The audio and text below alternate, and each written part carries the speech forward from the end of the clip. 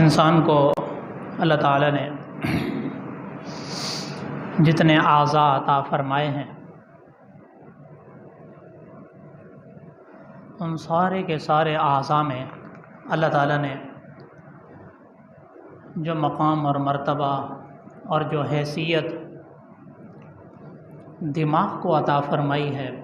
وہ باقی اعضاء کو نہیں عطا فرمائی۔ انسان جتنا توانا اور صحت مند ہو، ہٹا کٹا موٹا تازہ ہو، اس کی ساری اعضاء ٹھیک ہوں، اور ایک اس کا دماغ صحیح نہ ہو، اور اللہ نہ کرے کسی نے کوئی ایسا اس کے سر پر حادثہ پیش آ جائے کہ اندر سے اس کا دماغی کھوکھلا ہو جائے، تو کوئی آدمی یہ پسند نہیں کرے گا کہ اس کو بلائے اپنے پاس کہ آپ مجھے فلاں کام کے بارے میں کوئی اچھا سا مشورہ دے دیں اور آپ ہماری میٹنگ کا حصہ بن جائیں، اور کوئی شخص اس کو اپنے پاس کسی کام کے لیے بلانے کے لیے پسند نہیں کرے گا۔ اور اسی طرح اللہ تعالیٰ نے تمام کی تمام عبادات میں ایک عبادت کو ایسی حیثیت عطا فرمائی جو تمام عبادات کا محور ہے اور تمام عبادات کا مغز ہے اور تمام عبادات کا سردار ہے۔ ساری کی ساری ہم عبادات کرتے رہیں، اگر ہم نے وہ عبادت نہ کی تو ہماری ساری کی ساری عبادات صرف عادات شمار ہوں گی، شاید کہ وہ عبادات کے درجے تک نہ پہنچ سکیں۔ اور وہ عبادت ہے جس کے بارے میں نبی اکرم صلی اللہ تعالی علیہ وسلم نے ارشاد فرمایا، الدعاء مخ العبادہ، کہ دعا عبادت کا مغز ہے۔ یہ دعا ہے جو ساری کی ساری عبادات کا مغز ہے اور مین بنیادی مقصد ہے۔ اگر انسان ساری کی ساری عبادات کر رہے، نماز پڑھ رہا ہے، حج کر رہا ہے، زکوٰۃ دے رہا ہے اور روزے رکھ رہا ہے، اور اس کا اللہ سے تعلق نہیں بنتا اور اللہ سے لو نہیں لگاتا، اور صرف آتا ہے اور عادت کے مطابق مسجد سے ہو کر چلا جاتا ہے، اگر روزہ نہ رکھا تو ساتھ والے مسلمان کیا کہیں گے، اور صرف بس ایک عادت ہے جو پوری کر رہا ہے، اللہ نے صاحب حیثیت بنایا، بیت اللہ جا کر دیکھ لیا اور واپسی پہ آ کے یہ شو کر دیا کہ میرے نام کے ساتھ اب حاجی ہونا ضروری ہو گیا ہے۔ مین جو مقصد تھا وہ تھا اللہ سے لو لگانا، اللہ کے ساتھ تعلق بنانا اور اللہ سے مانگنا، اللہ کا قرب کا حاصل ہو جانا، وہ حاصل نہ ہوا تو یہ ساری کی ساری عبادات صرف عادات تک رہ جائیں گی، وہ عبادت میں شمار نہیں ہوں گی۔ یہ معنی ہے الدعاء مخ العبادہ، دعا عبادت کا مغز ہے۔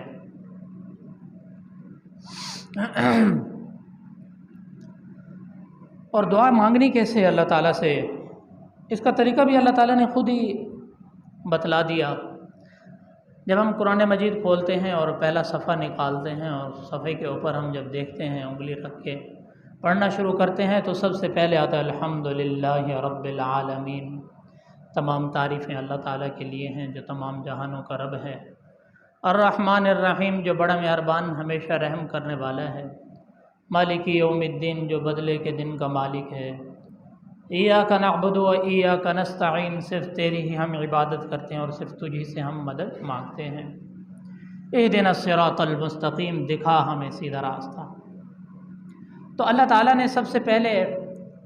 اپنی ذات عالی سے مانگنے کا طریقہ بھی بتا دیا کہ تم نے اگر اللہ سے مانگنا ہو تو کیسے مانگو۔ سب سے پہلے اللہ تعالیٰ کی تعریف بجا لاؤ، اللہ تعالیٰ کی تعریف کرو، اللہ تعالیٰ کی حمد و ثنا بیان کرو۔ ایک حدیث میں آتا ہے کہ جب میدان حشر ہوگا اور سارے کے سارے لوگ وہاں پر جمع ہوں گے اور پریشان ہوں گے، حساب کتاب شروع نہیں ہو رہا ہوگا، تو اس وقت سارے لوگ پریشان ہوں گے، آپ علیہ الصلوۃ والسلام کی امت کے لوگ، اس وقت کسی کا ٹخنوں تک پسینے سے اور کوئی گھٹنوں تک پسینہ آ رہا ہوگا کسی کی اور کسی کی، خود گردن تک پسینہ ہوگا اور سارے اپنے پسینوں میں غرق اور ڈوبے ہوئے ہوں گے، کسی کی پرواہ نہیں ہوگی۔ تو ایسی حالت میں حساب کتاب شروع نہیں ہو رہا ہوگا اور اللہ تعالیٰ بڑے غضبناک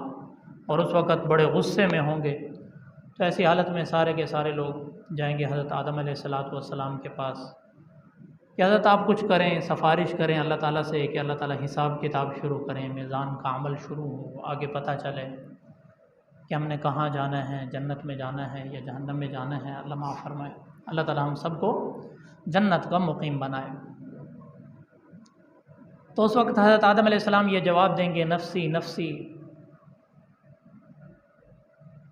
کہ مجھے میری ذات کی اس وقت فکر ہے، نفسی نفسی۔ حضرت نوح علیہ السلام کے پاس جائیں گے، وہ بھی کہیں گے نفسی نفسی۔ حضرت موسیٰ علیہ السلام کے پاس جائیں گے، وہ بھی کہیں گے نفسی نفسی۔ حضرت عیسیٰ علیہ السلام کے پاس جائیں گے، سارے یہی کہیں گے نفسی نفسی۔ جب حضرت محمد عربی صلی اللہ تعالیٰ علیہ وسلم کے پاس آئیں گے تو اللہ کے نبی صلی اللہ علیہ وسلم نے فرمایا کہ اس وقت میں، حدیث کا مفہوم ہے کہ اللہ رب العزت مجھے اپنے کچھ حمد و ثنا کے ایسے کلمات سکھائیں گے جو آج تک کسی کے دل پر نہیں گزرے ہوں گے، اور اللہ تعالیٰ میرے دل میں ایسی حمد و ثنا ڈالیں گے جو آج تک کسی نے نہیں کی ہوگی، اللہ تعالیٰ کی ذات علی کی حمد و ثنا۔ بس میں وہ حمد و ثنا کروں گا اور پھر اس کے بعد اس حمد و ثنا کا واسطہ دے کر اللہ تعالیٰ سے مانگنا شروع کروں گا۔ تو ہمیں یہ معلوم ہوا کہ جب ہم اپنی کوئی عبادت قبول کرانا چاہتے ہوں تو سب سے پہلے ہم اللہ تعالیٰ کی حمد و ثنا کو بیان کریں، اور اس میں یہ چیز مد نظر رکھیں کہ اللہ تعالیٰ ہماری حمد و ثنا کا محتاج نہیں ہے، بلکہ ہم اس چیز کے محتاج ہیں، ہم اس چیز کے مانگتے ہیں کہ ہم اس کی حمد و ثنا بیان کریں اور ہمارے بیڑے پار ہو جائیں اور ہمارا کام ہو جائے۔ جبکہ اللہ تعالیٰ کی ذات عالی، اللہ تعالیٰ کی عزت، عظمت، جاہ و جلال، ہم اس کی جتنی حمد و ثنا کر لیں، کئی کروڑ سال تک ایک بندے کی عمر ہو اور وہ پیدا ہونے سے لے کے اپنی موت تک حمد و ثنا کرتا رہے، اللہ تعالیٰ کی عزت، عظمت اور جاہ و جلال میں رائی کے دانے کے برابر بھی اضافہ نہیں ہوگا۔ بس یہ جو حمد و ثنا ہے اس میں کوئی خفیہ راز ہیں جو اس کے ساتھ لگے ہوئے ہیں، جو ہماری نظروں سے اوجھل ہیں، وہ اللہ تعالیٰ اس حمد و ثنا کے راز قیامت کے دن ہماری آنکھوں کے سامنے لے کر آئے گا، اور ان ہماری آنکھوں کے اوپر سے جو لگا ہوا پردہ ہے اس کو ہٹائے گا اور ہمیں نظر آئیں گے کہ کیا وہ راز ہیں جو خود اللہ تعالیٰ کی حمد و ثنا کے ساتھ چھپے ہوئے ہیں، جو ہمیں ہر وقت حاصل ہو رہے ہیں، اور اس وقت ہمیں اس کا فائدہ تامہ حاصل ہوگا جو ہم دنیا کے اندر یہ کہتے ہیں سبحان اللہ، الحمدللہ، اللہ اکبر، سبحان اللہ و بحمدہ، سبحان اللہ العظیم، سبحان اللہ عدد خلقہ ورضا نفسہ وزنۃ عرشہ ومداد کلماتہ۔ یہ جو ہم الفاظ کہتے ہیں ان کے ساتھ کون کون سے راز پوشیدہ ہیں، یہ سب ابھی اللہ تعالیٰ کے علم میں ہیں۔ یہ اس وقت ہمیں اندازہ ہوگا کہ ہائے ان کے ساتھ تو ایسے چھپے ہوئے راز ہیں کہ اگر زمین و آسمان کا خلا بھی پر ہو جاتا، اور اگر ساتوں سمندر بھی، یہ ان کا جو ساتوں سمندر کا ایک بڑا سلسلہ ہے، اس سے بھی زیادہ اللہ تعالیٰ کی جو اس کے ساتھ راز ہیں وہ چھپے ہوئے ہیں جو بندے کے فائدے کے لیے اس وقت ہمیں نظر آئیں گے۔ اور جب ہم یہ اللہ تعالیٰ کی حمد بیان کرتے ہیں اس کا فائدہ ہماری ذات کو ہوتا ہے، اللہ تعالیٰ کو فائدہ بالکل نہیں ہوتا اس کا، ہماری ذات کے لیے۔ اور دوسرا حمد و ثنا بیان کرنے کا فائدہ یہ ہوتا ہے کہ جب ہم اللہ تعالیٰ سے کچھ مانگ رہے ہوتے ہیں تو اس کے اندر ایک شکوے کا پہلو بھی آتا ہے۔ مثال کے طور پہ کوئی آدمی اپنی کسی خاص عضو کے لیے اللہ تعالیٰ سے صحت مانگ رہے کہ یا اللہ میرے جوڑوں میں درد ہے، پٹھوں میں درد ہے، میرا ہاضمہ درست نہیں ہے اور مجھے فلاں بیماری ہے تو مجھے اس سے شفا عطا فرما دے۔ تو جب بندہ سب سے پہلے اللہ تعالیٰ کی حمد کو بیان کرتا ہے تو جب حمد بیان ہو جاتی ہے تو اس میں اللہ تعالیٰ کی ذات عالی کا شکر بھی ادا ہو جاتا ہے، کیونکہ جب اللہ تعالیٰ کی حمد بیان نہ ہو تو اس میں پھر بندہ باقی تو تمام کی تمام نعمتوں میں ڈوبا ہوا ہوتا ہے، تو پھر ایک چیز مانگ رہا ہوتا ہے یا اللہ مجھے یہ بھی دے دے، یعنی تو نے مجھے اس سے محروم کر دیا، الیاذ باللہ۔ تو پھر جب اللہ تعالیٰ سے بندہ مانگتا ہے تو پھر اس کا شکر ادا کرتا ہے اور پھر اس کے بعد مانگتا ہے تو پھر وہ مانگنا اس کا قبولیت کی طرف چلا جاتا ہے۔ یہ ہے اس کا معنی اللہ تعالیٰ کی حمد و ثنا کا۔ اور پھر مانگیں کیسے؟ اللہ تعالیٰ سے کس طریقے سے مانگیں، کس انداز سے مانگیں؟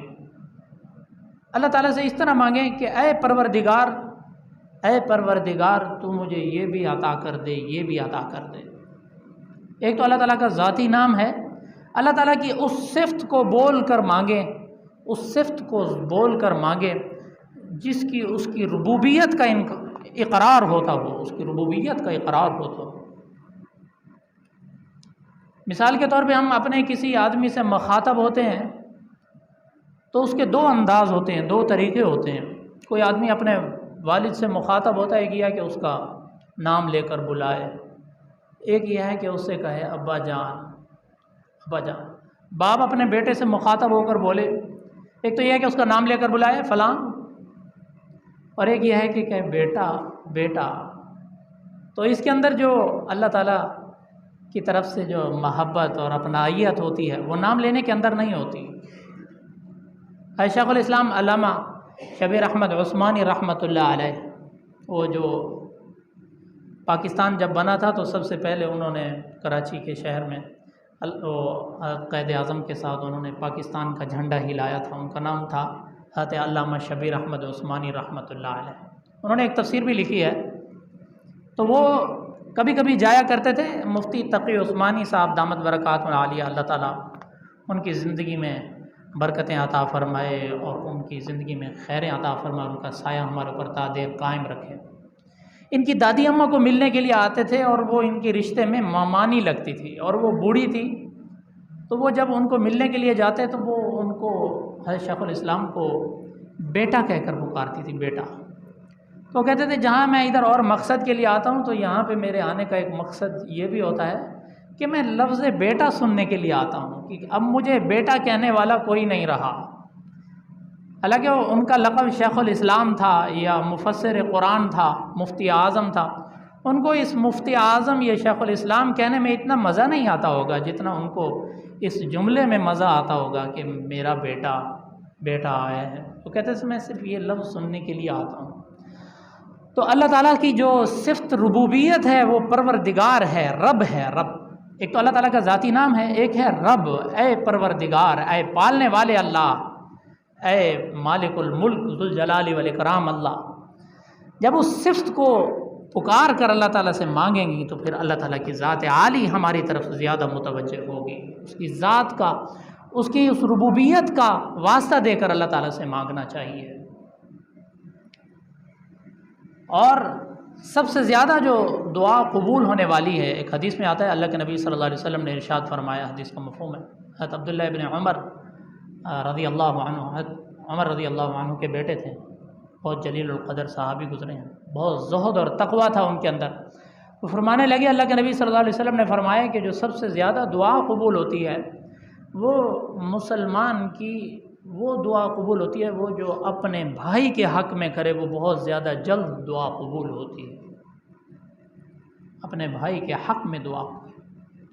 حضرت صدیق اکبر رضی اللہ عنہ سے بھی اس طرح مروی ہے کہ جو دوسرے کے حق میں دعا کی جائے وہ بہت جلد قبول ہو جاتی ہے۔ ایک صحابی گزرے ہیں حضرت صفوان بن عبداللہ بن صفوان رضی اللہ عنہ، یہ داماد تھے حضرت ابو دردہ رضی اللہ عنہ کے۔ حضرت ابو دردہ رضی اللہ عنہ یہ شام میں رہتے تھے۔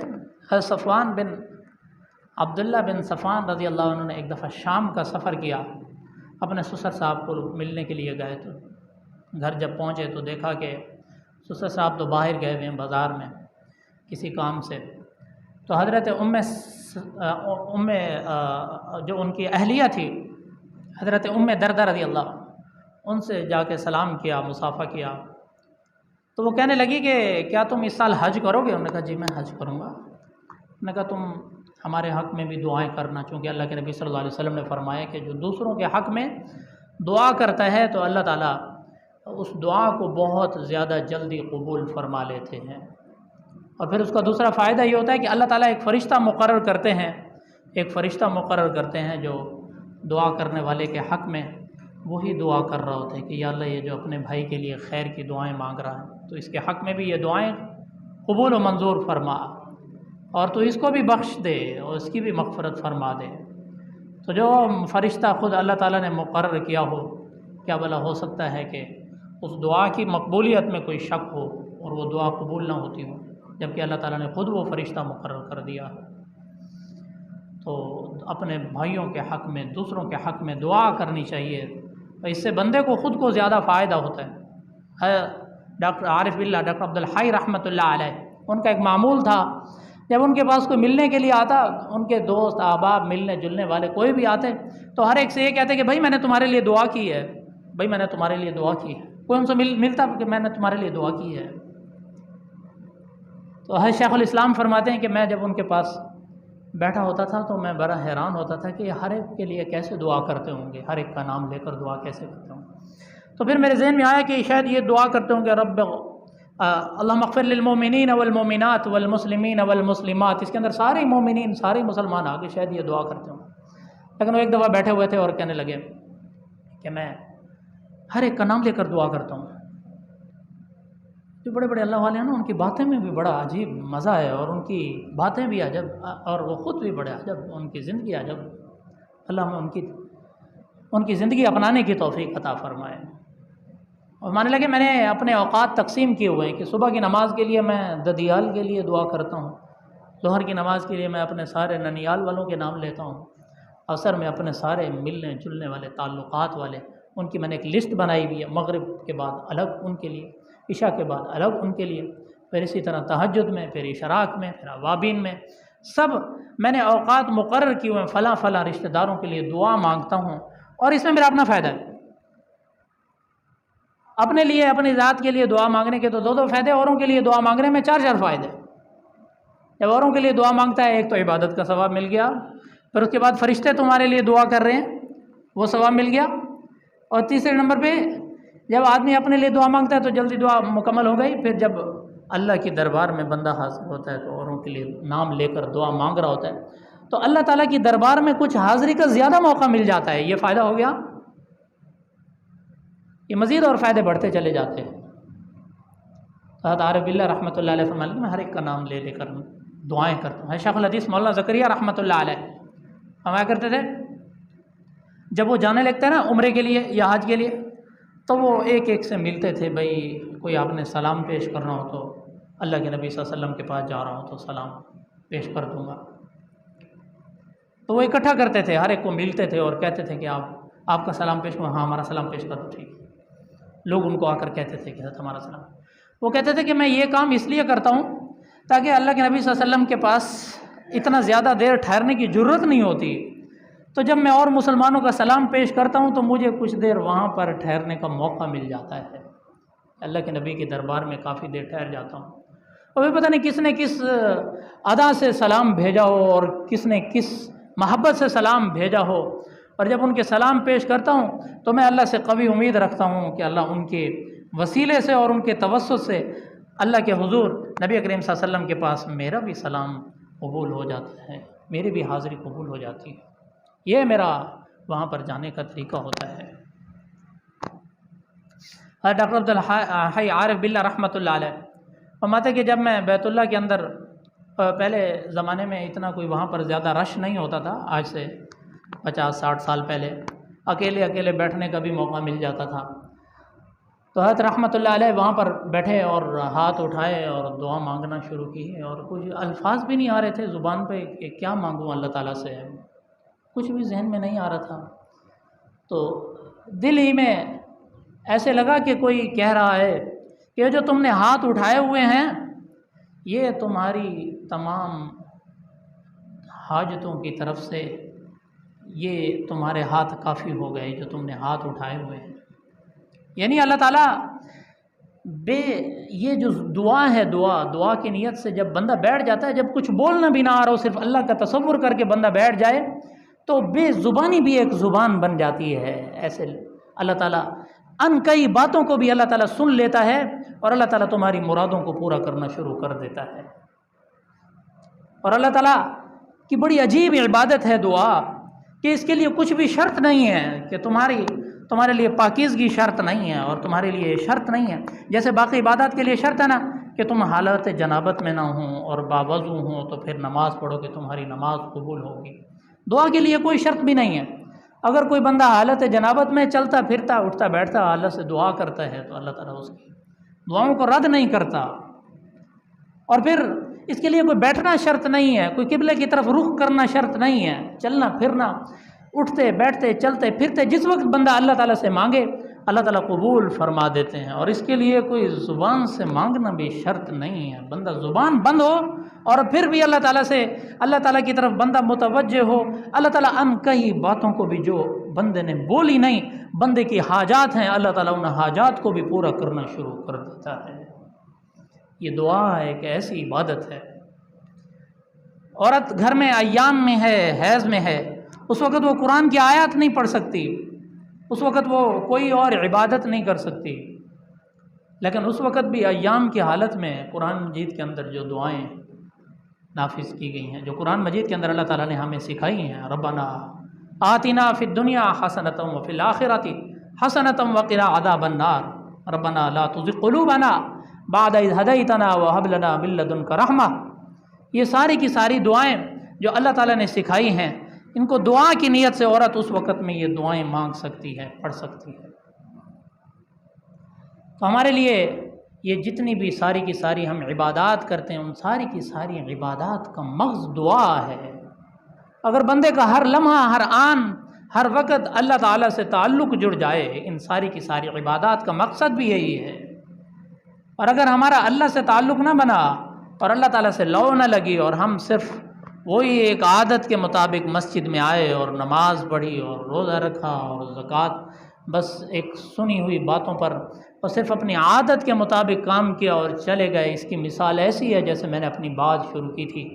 کہ ایک وہ شخص ہے جس کے اعضاء تو بالکل ٹھیک ہیں اور درست ہیں اور تندرست ہے اور توانا ہے اور طاقتور ہے، پر اس کے اندر کوئی دماغ نہیں ہے، اور اس آدمی کی کوئی در حقیقت دوسرے انسانوں کے نزدیک کوئی حیثیت نہیں ہے۔ اس کی وجہ یہ ہے کہ اس کے اندر دماغ نہیں ہے۔ اسی طرح ہماری ساری کی ساری عبادات کی مثال ہے، ہم ساری کی ساری عبادات کرتے رہیں اور اللہ سے تعلق نہ بنے، اللہ سے لو نہ لگے، تو پھر ہماری ساری کی ساری عبادات کا کوئی فائدہ نہیں ہے۔ اللہ تعالیٰ سے دعا ہے کہ اللہ تعالیٰ ہمیں اپنی ذات عالی کی محبت اور اپنے ذات عالی کا عشق عطا فرمائے، اور ہمیں ہر آن ہر لمحہ اپنا منگتا بنا لے، اپنے سے رجوع اللہ کرنے والا بنا لے۔ وآخر دعوانا ان الحمدللہ رب العالمین۔ السلام علیکم۔ یوٹیوب پہ ہماری ویڈیوز دیکھنے کے لیے مولانا حسنین آفیشیل کو سبسکرائب کریں اور بیل آئیکن کو کلک کریں۔ جزاک اللہ۔